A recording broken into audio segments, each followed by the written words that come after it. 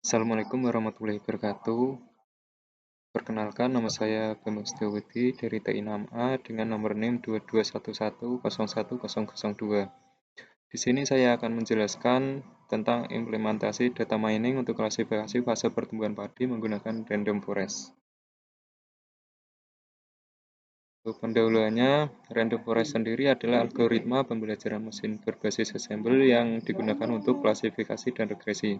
Dalam penelitian ini, random forest diterapkan untuk mengklasifikasikan fase pertumbuhan padi berdasarkan variabel lingkungan seperti suhu, kelembapan, curah hujan, dan jenis tanah.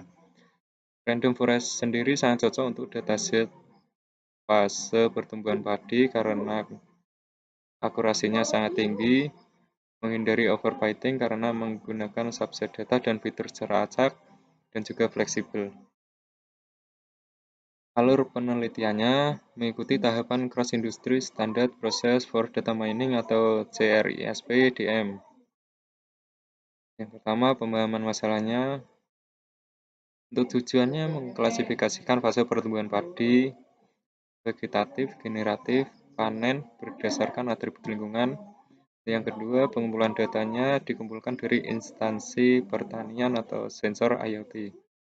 Yang ketiga, persiapan data, membersihkan data, menghapus nilai kosong atau anomali, normalisasi atribut numerik, encoding atribut kategorikal. Yang keempat, untuk pemodelan menggunakan algoritma random forest untuk klasifikasi. Dataset dibagi menjadi data latih 70% dan data uji 30%. Yang kelima, evaluasi model menggunakan metrik evaluasi seperti akurasi, precision, recall, dan F1 score. Yang keenam, implementasi dan deployment. Model diterapkan untuk memprediksi fase pertumbuhan padi berdasarkan data baru. Dan ini adalah dataset yang digunakan untuk sebuah penelitiannya. Untuk suhu 28, kelembapan 80, curah hujan 150, jenis tanah lempung, fase pertumbuhan vegetatif. Vegetatif itu bisa disebut juga dengan fase penumbuhan batang, akar dan daun. Sedangkan generatif itu fase pembungaan. Untuk panen seperti biasa saat padi sudah masa pematangan. Implementasi random forest, pembagian data latih dan data uji. Dan ini adalah kode Python yang akan digunakan untuk bagi data latih dan data uji. Dan ini hasil gambaran dari data latih dan data uji yang tadi. Data latih dengan suhu 27, kelembapan 85, curah hujan 200, akan jenis tanah lempung berpasir 1, fase pertumbuhannya vegetatif, dan yang lain sebagainya.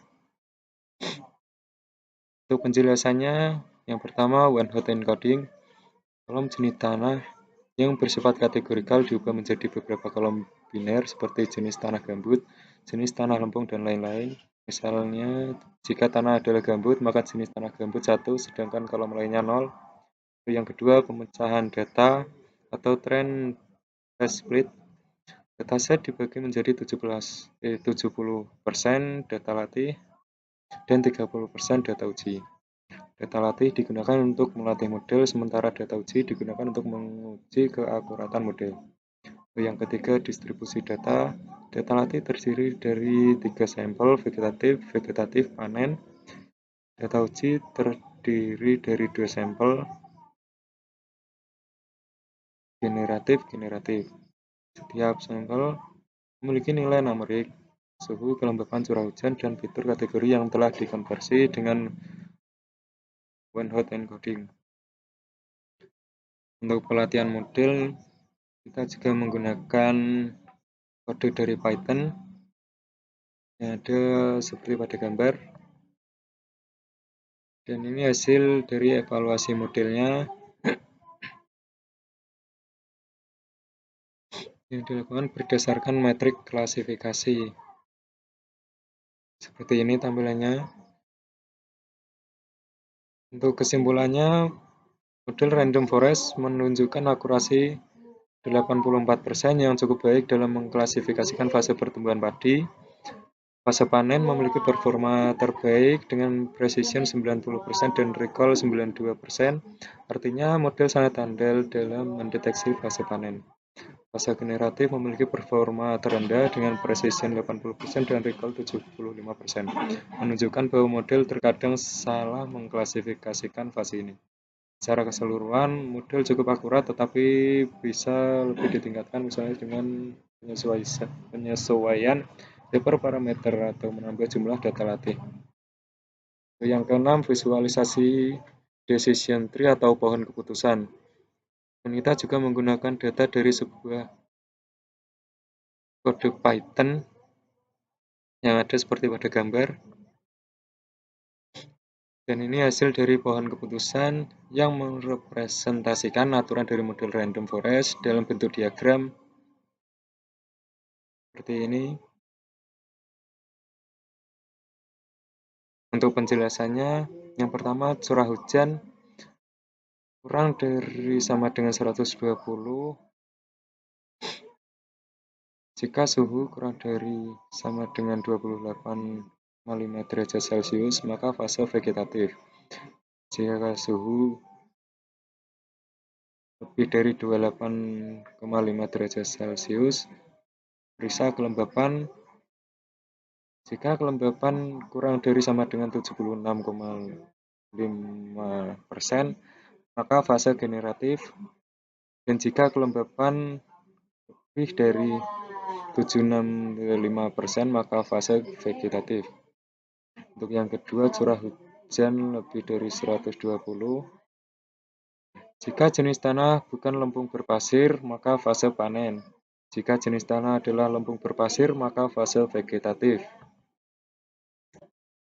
Untuk kesimpulannya, model random forest mampu mengklasifikasikan fase pertumbuhan padi dengan akurasi tinggi.